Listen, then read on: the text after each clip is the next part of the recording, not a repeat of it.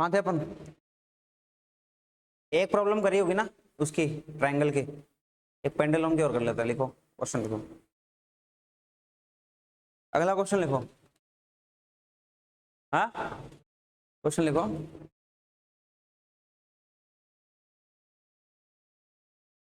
Pendulum, pendulum of length L, pendulum of length L, mass M, having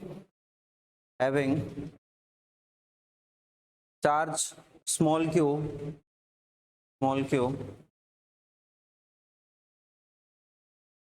as shown in figure,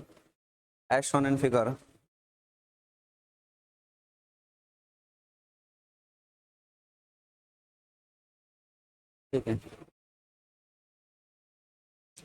The direction of electric field,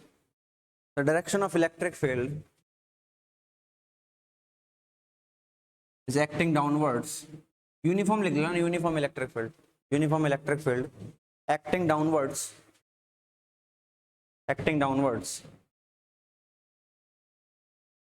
calculate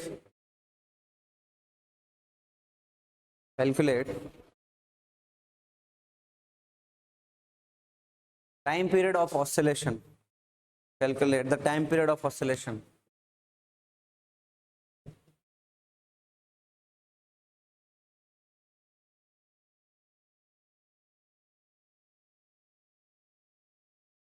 ठीक है भाई, time period of oscillation समझो इसको कैसे करना है।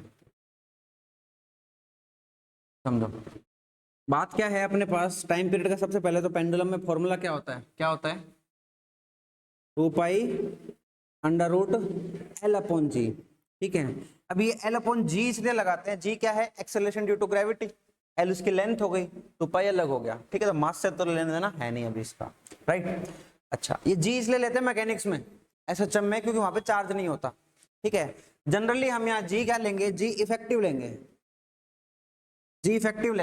या फिर बोल सकते हैं यहाँ पे एक्सेलरेशन लेंगे। ठीक है, यहाँ पर जी हटाकर मैं ऐसे भी लिख सकता हूँ इसको कि टाइम पीरियड हमारा क्या होगा, 2 pi under root L upon, इसकी जो टोटल एक्सेलरेशन होगी वो लिख दो, मतलब पूरा सिस्टम की जो एक्सेलरेशन है वो लिख दो सर, कोई समस्या नहीं है। ठीक है, अब एक्सेलरेशन कैसे निकलेगी बताते हैं। इस पे टोटल फोर्स निकाल लो, इस पे एफबीडी बनाएंगे इस पे। तो इस पे कौन कौन से फोर्स लग रहे हैं भाई, कौन कौन से फोर्स लग रहे हैं इस पे? एक तो ग्रेविटेशनल फोर्स लग रहा है नीचे की तरफ, इसका वेट आ रहा है, बोल सही तो इसका वेट आ रहा है। ठीक है, टेंशन तो एक बार रुक जा। ठीक है, नीचे की तरफ क्या लग रहा है, mg लग रहा है इस पे फोर्स। दूसरा फोर्स इसके नीचे की तरफ क्या लग रहा है, हाँ नीचे की तरफ क्या लग रहा है, F is equal to Q, लग रहा है। दो फोर्स लग रहे हैं नीचे की तरफ, इसको बैलेंस करने वाला कोई फोर्स ऊपर टेंशन आएगा। ठीक है, ऊपर टेंशन आएगा, आ जाएगा, राइट। तो अब मुझे क्या चाहिए, ऑसिलेशन का टाइम पीरियड चाहिए। इसको नीचे लाने वाले दो फोर्स कौन कौन से हैं, ये दोनों फोर्स हैं, ये दोनों फोर्स को नीचे ला रहे हैं। ठीक है, अब मैं ये बोल देता हूं टेंशन को एक बार नेग्लिजिबल मान लो। ठीक है, ये दो फोर्सेस को नीचे के लिए ला रहे हैं, तो टोटल फोर्स लिख लेते हैं अपन। इसका क्या लिख लेते हैं, टोटल फोर्स लिख लेते हैं। टोटल फोर्स कितना आएगा, mg प्लस में क्यू, ये तो टोटल फोर्स रहेगा, इसके ऊपर रहेगा।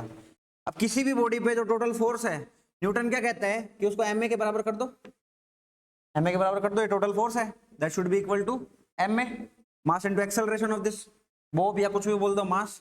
ठीक है, इस मास का एक्सेलरेशन नीचे की तरफ आएगा। यहां से मैं क्या कैलकुलेट कर सकता हूं, एक्सेलरेशन निकाल सकता हूं, mg प्लस में qe डिवाइड बाई m। तो ये इस पूरे सिस्टम की क्या आ जाएगी, एक्सेलरेशन आ जाएगी, या जी इफेक्टिव आ जाएगा, बढ़ जाएगा। अच्छा, मैं इलेक्ट्रिक फील्ड ऊपर लगा देता तो क्या होता, mg माइनस क्यू लगाना पड़ता, या फिर जो ज्यादा होता उस हिसाब से लगाना पड़ता, ऊपर नीचे का पता चल जाता। लेकिन मेन मुद्दा क्या है हमारा, एक्सेलरेशन निकाल लेगा। जैसे ही एक्सेलरेशन निकली हमारे पास टाइम पीरियड आ जाएगा। Time period will be equal to 2 pi under root L upon में एक्सेलरेशन कितनी आ गई, क्या मैं इसको लिख रहा हूं कि g प्लस में क्यू बाई एम, ये लिख रहा हूं क्योंकि g की डायरेक्ट वैल्यू पता रहेगी अपन को, m का खेल यहाँ नहीं करेंगे, यहाँ कर लेंगे। ठीक है, तो ये इसकी क्या रहेगी, टोटल एक्सेलरेशन। ठीक है, किसके लिए, जब हमारा इलेक्ट्रिक फील्ड डाउनवर्ड्स हो। जैसे इलेक्ट्रिक फील्ड ऊपर लगा देंगे, यहाँ पे एक माइनस आ जाएगा, यहाँ पे एक माइनस आ जाएगा। ठीक है, कोई दिक्कत नहीं है सर। अच्छा, मान लो कि ग्रेविटेशन को नेग्लेक्ट करना है, केस 2। पहले तो केस 2 कर लेते हैं। Electric field is upward, upward है तो क्या करेंगे, क्या करेंगे, टाइम पीरियड क्या आ जाएगा भाई, 2 pi under root L upon में, यहाँ पे मोड लगा दो g minus Q E by M. Mod क्यों लगाया, क्योंकि मैं काउंट ही नहीं कर रहा कि एम जी ज्यादा होगा कि Q by E by M ज्यादा होगा, ये वाली टर्म ज्यादा है कि ये वाली टर्म है, हमें ध्यान ही नहीं देना। मोड लगा दो, जो ज्यादा होगा उसका मैग्नीट्यूड लिख देंगे, क्योंकि अंडर रूट में नेगेटिव नहीं आ सकता, आएगा तो वो एक सपना बन जाएगा, एक इमेजनरी संख्या बन जाएगी। ठीक है, आयोटा हो जाएगा, तो वो तो हमें चाहिए नहीं। टाइम पीरियड तो टाइम है, टाइम तो रियल में होता है, इमेजनरी टाइम हो नहीं सकता हमारा, राइट। तो ऐसे लिख देंगे इसको। तीसरा क्या कर सकते हैं इस केस के अंदर, तीसरा सर ऐसे कर दो कि ग्रेविटेशनल फील्ड को या फिर जी को नेग्लेक्ट कर दो, या फिर पूरा का पूरा सिस्टम या तो स्पेस में ले गए हो या सैटेलाइट में ले गए। ऐसे कीवर्ड मिलते हैं कि पूरा का पूरा जो एक्सपेरिमेंट है वो कहाँ हो रहा है, सैटेलाइट में हो रहा है, या क्या हो रहा है, ऐसे एलिवेटर में हो रहा है जो जी से नीचे आ रहा है, तो नीचे टोटल एक्सेलरेशन 0 भी हो सकती है, कुछ भी ऐसे कैसे कंडीशन बना देगा। ठीक है, when g is equal to 0, g 0 होने के बाद तो कुछ बचता ही नहीं है, वही उसी फॉर्मूले में इम्प्रोवाइजेशन कर देंगे, 2 pi under root L upon में Q E by M, M L upon में क्यू ई आ गया। ठीक है, बहुत सिंपल है। ठीक है, बहुत ज्यादा सिंपल है, तो डायरेक्ट कर देंगे, बस ये फॉर्मूला पता होना चाहिए, इसको जी इफेक्टिव बोल दो या ये बोल दो।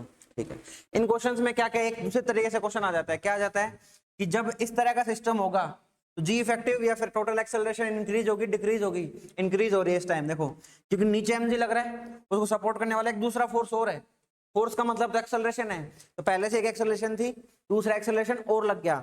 इसका एक क्वेश्चन और बन सकता है थ्योरेटिकल, क्या कि पहले ये सिस्टम था, इसमें एक टेंशन थी, ठीक है, फिर इलेक्ट्रिक फील्ड स्विच ऑन कर दिया, इलेक्ट्रिक फील्ड स्विच ऑन कर दिया, दैट मीन्स क्या होगा, जी बढ़ गया नीचे की तरफ, टाइम पीरियड पे क्या फर्क पड़ेगा, टाइम पीरियड क्या हो गया, डिक्रीज हो गया, टेंशन क्या हो गया, इंक्रीज हो गया।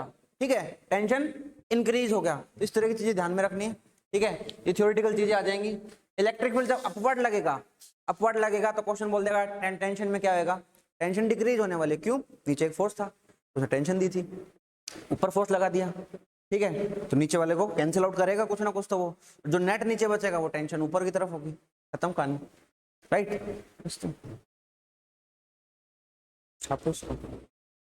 इजी सा क्वेश्चन है, एक क्वेश्चन हो करेंगे, इसके बाद फिर आगे बढ़ेंगे।